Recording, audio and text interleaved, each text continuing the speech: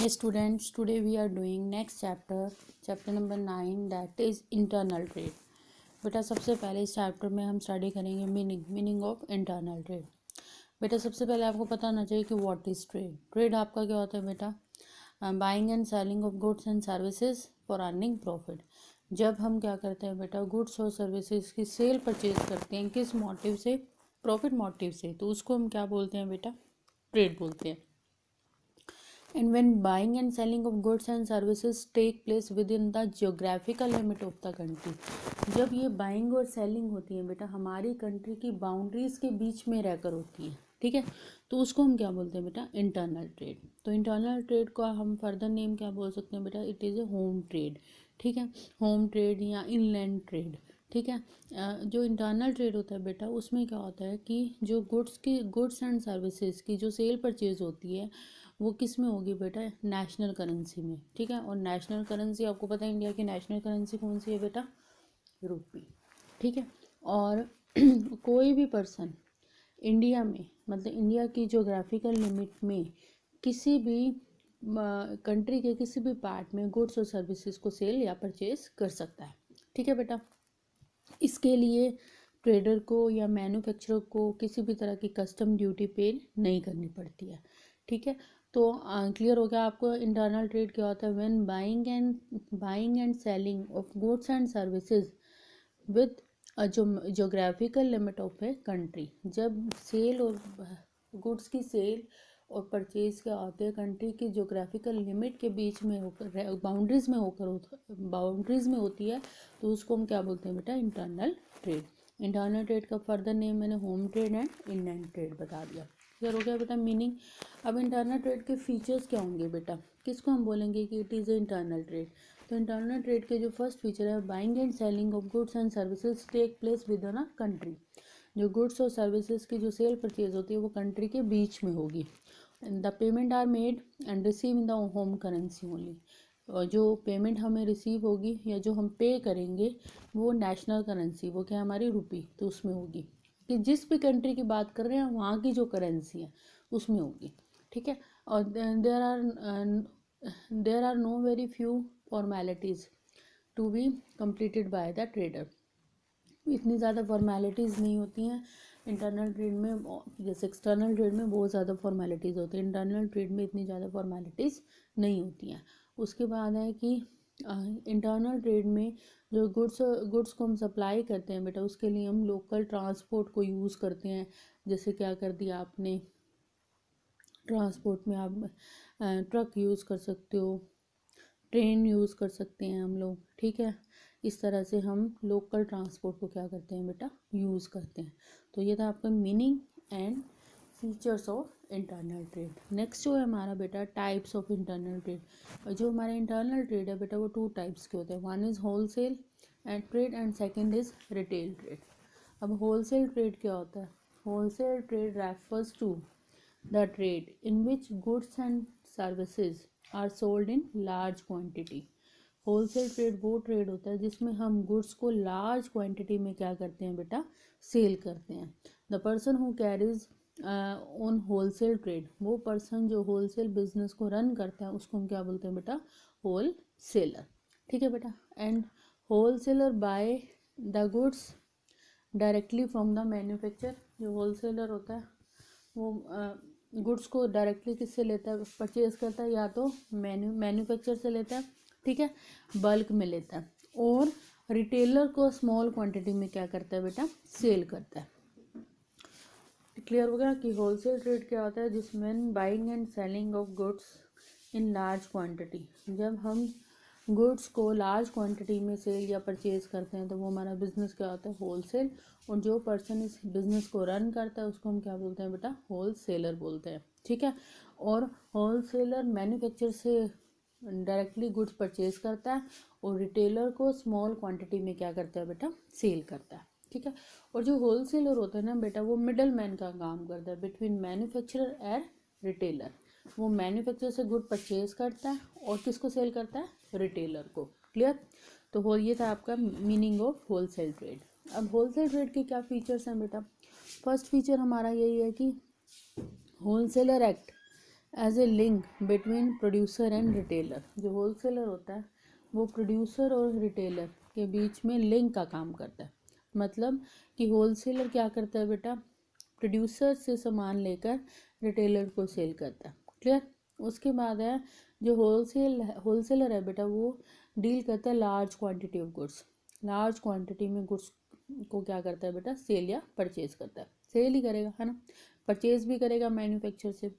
और wholesaler is generally specialise in one line of product. जो wholesaler होता है ना, उसके पास वन लाइन के प्रोडक्ट होते हैं, जैसे कि स्टेशनरी का सारा सामान होगा, फूड ग्रेन आइटम का होगा, या आपके सपोज आपके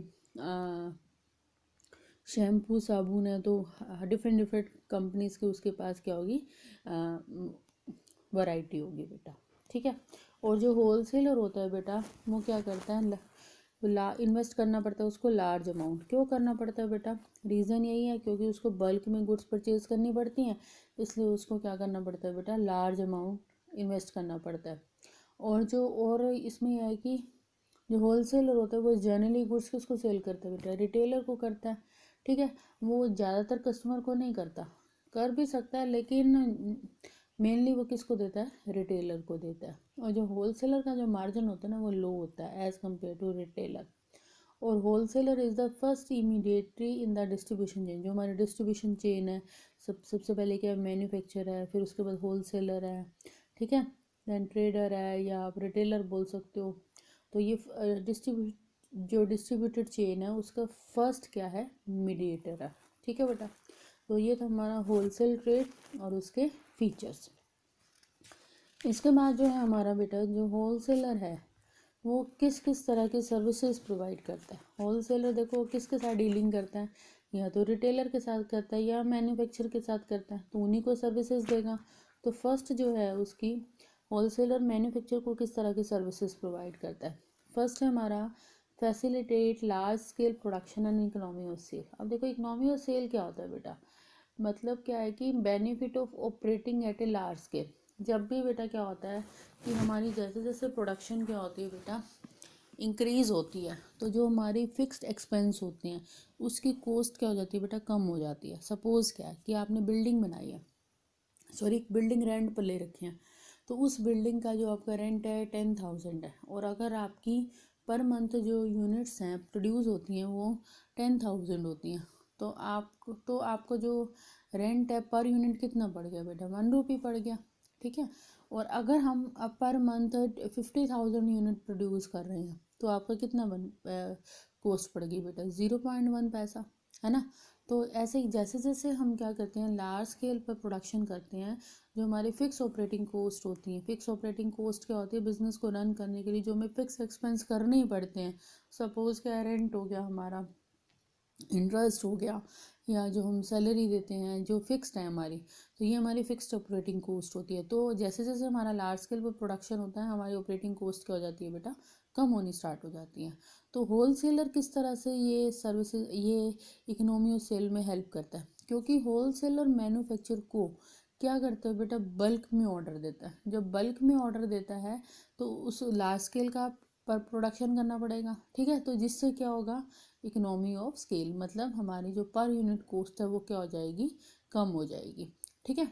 सेकंड हमारा है help is helps in marketing function. क्या रखा है बेटा, जो होलसेलर होता है बेटा वो क्या करता है, मार्केटिंग फंक्शन में हेल्प करता है। किस तरह से, सपोज बेटा अगर होलसेलर ना हो तो जो रिटेलर हैं उनको गुड्स को अरेंज, क्योंकि रिटेलर के पास वैरायटी होती है गुड्स की, तो उसको डिफरेंट डिफरेंट मैन्युफैक्चर के पास जाना पड़ेगा। सपोज उसको टी लेने के लिए कहाँ जाना पड़ेगा, आसाम, दार्जिलिंग, है ना, उस तरफ जाना पड़ेगा। वीट के प्रोड्यूसर के पास अलग से जाना पड़ेगा, राइस के प्रोड्यूसर के पास जाना पड़ेगा, जो शैम्पू बनाते हैं। तो रिटेलर की तो होलसेलर क्या करता है बेटा, मार्केटिंग में हेल्प करता है, कि होलसेलर के पास क्या होती है बेटा, बल्क में स्टॉक होता है, और जो रिटेलर होते हैं वो होलसेलर से क्या करते हैं, ऑर्डर प्लेस करते हैं और गुड्स को आसानी से ले पाते हैं। तो मार्केटिंग फंक्शन में हेल्प होती है। अगर होलसेलर ना हो तो कंज्यूमर, अल्टीमेट कंज्यूमर तक जो गुड्स हैं वो जब उनको रिक्वायरमेंट होती है तब वो ना पहुंच पाए। क्लियर। उसके बाद एक्सपर्ट एडवाइस। जो होलसेलर होता है बेटा वो क्या करता है बेटा, इंफॉर्मेशन प्रोवाइड करवाता है किसकी, कस्टमर क्या एक्सपेक्ट कर रहे हैं मैन्युफैक्चर को, क्योंकि जो कस्टमर होते हैं बेटा वो रिटेलर को उसकी प्रोडक्ट की फीडबैक देते हैं, और रिटेलर किसको बताता है, होलसेलर को, और होलसेलर किसको देता है इन्फॉर्मेशन, मैन्युफैक्चर को। तो होलसेलर क्या करता है बेटा, कस्टमर की इन्फॉर्मेशन एक्सपेक्टेशंस को मैन्युफैक्चर को बताता है। वो क्या करता है, इन्फॉर्मेशन को गैदर करता है, ठीक है, और उसके बाद सारी इन्फॉर्मेशन किसको देता है, होलसेलर को, और होलसेलर को सजेशन भी देता है कि कस्टमर किस तरह की गुड्स और किस तरह की क्वालिटी की गुड्स की डिमांड कर रहे हैं। तो इस इंफॉर्मेशन से क्या होता है बेटा, हेल्प मिलती है किसको, प्रोड्यूसर को, ठीक है। देन स्टोरेज, होलसेलर स्टोरेज की फैसिलिटी भी देता है, क्योंकि क्या है, जो मैन्युफैक्चर होता है उसको क्या, वो क्या करता है, गुड्स प्रोड्यूस करता है, होलसेलर उसको बल्क में लेकर क्या करता है, स्टोरेज के रिस्क को क्या करता है बेटा, बियर करता है, ताकि जो भी जो स्पॉइल होती है गुड्स वगैरह या चोरी होने का रिस्क है वो कौन बेयर करेगा, हमारा होलसेलर। देन फाइनेंशियल असिस्टेंस, क्या कह रहा है, होलसेलर मैन्युफैक्चर को फाइनेंशियल सपोर्ट देता है, किस तरह से, क्योंकि जब वो ऑर्डर प्लेस करता है तो वो उनको पेमेंट क्या करता है बेटा, एडवांस में करता है, ठीक है। तो इसीलिए जो मैन्युफैक्चर होता है उसके पास कुछ अमाउंट आ जाता है, तो उसको क्या, जिसको वो क्या करके इन्वेस्ट करके बिजनेस को स्टार्ट कर सकता है। देन बेयरिंग रिस्क, जो होलसेलर होता है बेटा deal in goods in their own name, ठीक है, उसमें और जो होलसेलर होता है बेटा, जो गुड्स में जो डीलिंग होती है वो होलसेलर के नाम से होती है, और गुड्स को जो डिलीवरी करना है उसके बाद जो लास्ट स्टॉक मेंटेन करके रखना है, ठीक है। तो ये सारे रिस्क, जैसे सपोज प्राइस फॉल हो गया या चोरी हो गया सामान, तो ये सारे रिस्क कौन बेयर करता है, हमारा होलसेलर करता है, ठीक है। और होलसेलर ये फैसिलिटी भी देता है कि प्रोडक्शन में कॉन्टीन्यूटी बनी रहे, किस तरह से, कि वो क्या करता है कि बल्क में सामान को परचेज करके रख लेता है, उसको स्टोर करता है। तो when ever retailer demanded the particular product, wholesaler provide them, और होलसेलर उसको क्या कर देता है बेटा, प्रोवाइड कर देता है। तो ये बेटा सर्विसेज थी जो होलसेलर किसको प्रोवाइड करता है बेटा, मैन्युफैक्चर को। I hope this is clear to all of you.